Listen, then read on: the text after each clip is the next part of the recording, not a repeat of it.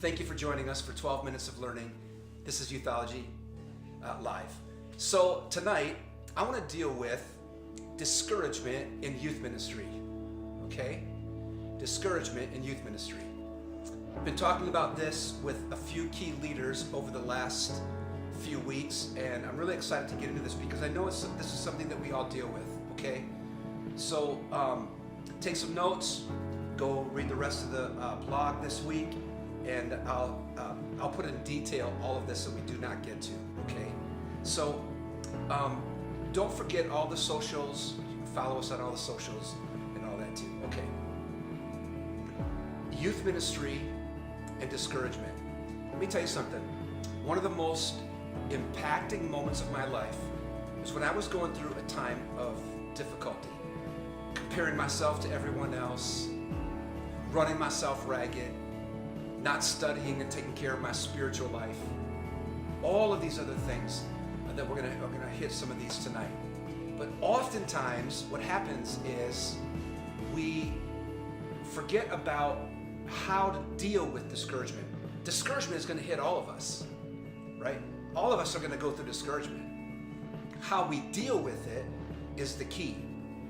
You're not going to be able to avoid it, okay? So as we deal with discouragement here, I want to give you 7 principles to fight discouragement. I'm assuming that it's coming, or that you're in it, or you know somebody that's in it, right? So let's assume that, because we need that tonight. Let's assume that you have gone through discouragement, you are in discouragement, or it's coming, right? Yeah, so I want to give you 7 principles to fight it, all right? Principle number 1, your personal spiritual discipline. Your personal spiritual disciplines. Let me make this statement. We need to stop the overemphasis on organizational leadership development and start emphasizing personal leadership development. Okay? What I mean by that is simple. Oftentimes, look at the books we're reading. Look at the time that we spend in seminars or conferences, or looking at the systems and our progress as a youth leader by looking at systems and organizational success. If we would place as much time in our personal success, our personal development, I believe you would see a huge turnaround in the ministry. So I'm talking about stuff like this: prayer, reading, fasting, worship, giving, all of the spiritual disciplines. A great resource, I try to give you a resource every week. A great resource on this is Celebration of Discipline by Richard Foster. It is a classic, okay? So make sure you get that. But listen, it's almost as if God knew that we would go through discouragement, and He gave us an answer for it. Spiritual discipline. Listen, if you're not fasting, if you're not reading the Bible, if you're not praying, if you're not worshiping, then there's going to be a buildup of discouragement that gets into our life because we're looking at things with the natural eye and not the spiritual eye. Okay? So I'm going to spend more time on that, like how to do those things. I know we can tell you to do it, but if we don't show you how to do it, then that's not very helpful. And if you go to the blog this week, I'm going to get specific on setting a date and time and getting a prayer partner, and which day to fast each week, which meal to fast each week. So I'm going to go through all of that, okay? So number 1 way of fighting discouragement are the spiritual disciplines. Number 2, stop comparing yourself to everyone else. Listen, just take it personally. That's where it starts. When I was young in ministry, when I was a rookie in ministry, and in the first few years, I would look at what everybody else is doing and compare myself to them, and then I hit the tank, right? You know, today, you look at what certain youth ministries are doing, or certain ministries are doing on social media, and you see Stephen Furtick, and you see Richie Jr., and you see Chad Veach, and you see Hillsong, and you see these other movements, right? Youth America. And as you watch these other movements, you look at yourself and you compare yourself and you think, man, I'm not having a kingdom impact like that. I don't have followers like that. Let me tell you something. Comparison kills. Here's what you should be comparing yourself to. You should be comparing yourself every week to what God has called you to do. I want you to compare yourself not to the Jills and the Bills, but to the will of God for your life. Okay, I played with that a little bit. But oftentimes we'll look at the people who are in ministry, the Jills and the Bills. It's not about that. It's about God's will for your life. So I want you to focus on what God has called you to. And again, I'm going to get into that deeper too. So comparing ourselves to what God has called us to, not to other people. Number three way to fight discouragement is wellness. Okay, this is personal wellness. Now, when I talk about personal wellness, this is what we're talking about: physiology. Your physiology has a greater impact on you, on your spiritual life than you think. And now, maybe some of us are good at this, but you got to hear me. You got to hear me, because I know this can be difficult to hear. And understand, I am not talking about becoming a model. I'm not talking about having the perfect body or being a cheerleader or the captain of the football team. I'm not talking about that. Okay, this is not a narcissistic idea. What I'm talking about is wellness. Okay, I am talking about physical wellness, but I'm talking about that in regards to eating, sleeping, menu, what you're eating, sleeping, menu, your exercise, your workload, okay, your rest, all of that stuff. Physiology could be one of the greatest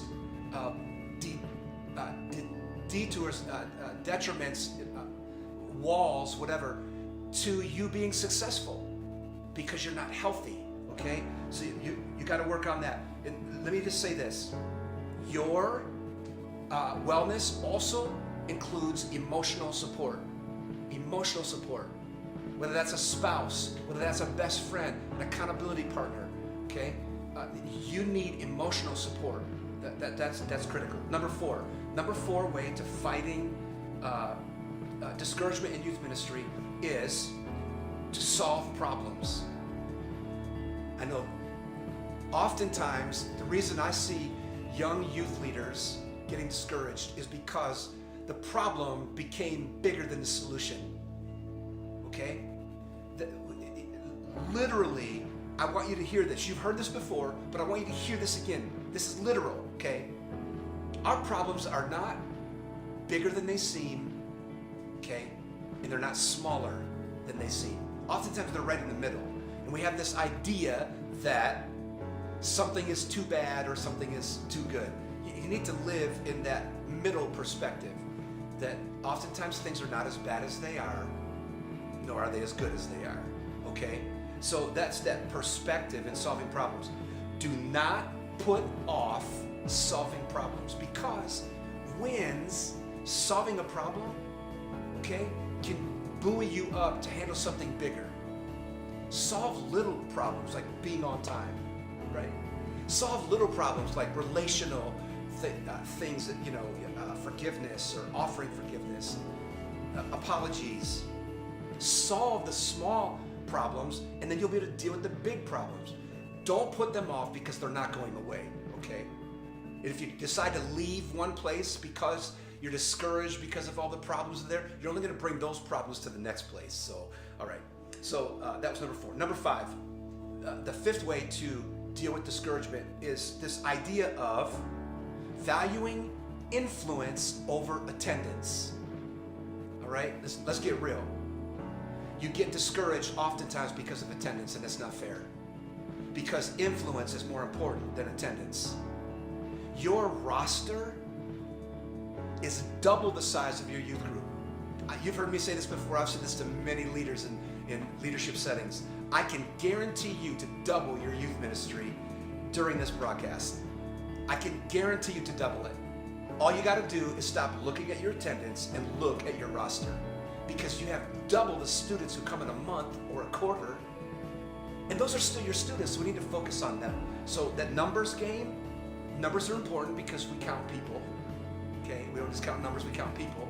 But hear me, I think if you would place a greater emphasis on your influence and not your attendance, the students that you're influencing that may not be able to be there on a weekly basis because of academics or because of work or because they're sick or on vacation or because they have a game, all of these things. Stop looking at attendance as your gauge for your success. Look at influence. And again, I'll give you some more thoughts on that because I have some practical things there on how to purge the roster, etc. All right, so that's the fifth thing. The sixth way that we fight discouragement in youth ministry is setting attainable goals. I love this one. Setting attainable goals. What I mean by that is really simple. It's this. Setting attainable goals is setting goals that you can attain on a daily basis.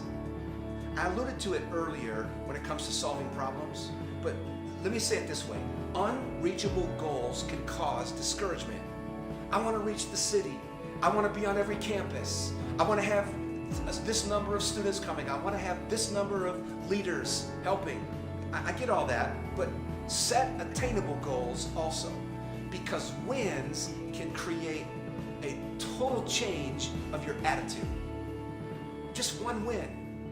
And again, I'm going to give you some short-term and long-term goals, some easier goals to reach, so you can follow that up, okay? But wins can lift personal attitude and bring us this massive wave of the organizational momentum, okay? Just small wins when you talk about wins. And wins come when you set up attainable goals. All right, last way of dealing with discouragement in youth ministry is that you need an experienced mentor. You've got to have an experienced mentor.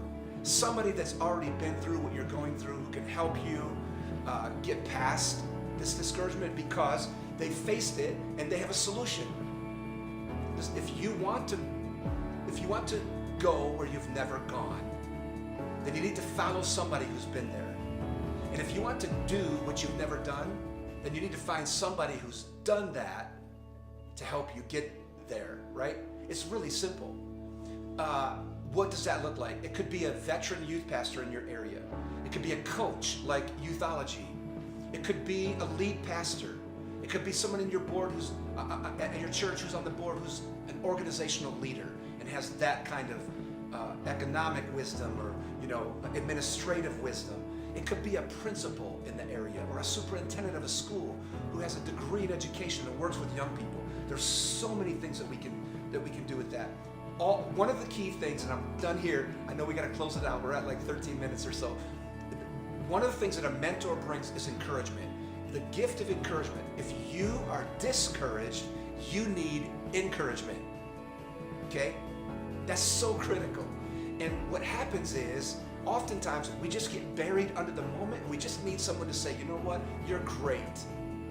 You're awesome. You're doing a great job. Right? I mean, I know we don't always need a bobblehead, right?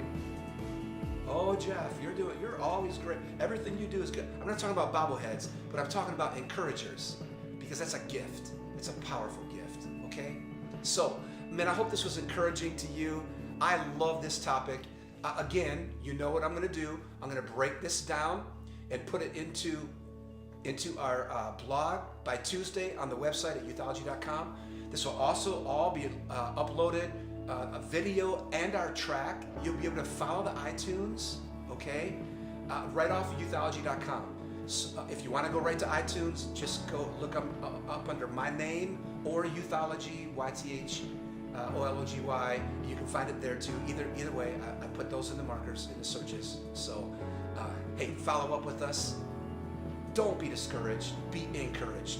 Look at these important things, and I think you'll get past this because you're not the only one, okay? You are not the only one. Hey, God bless you.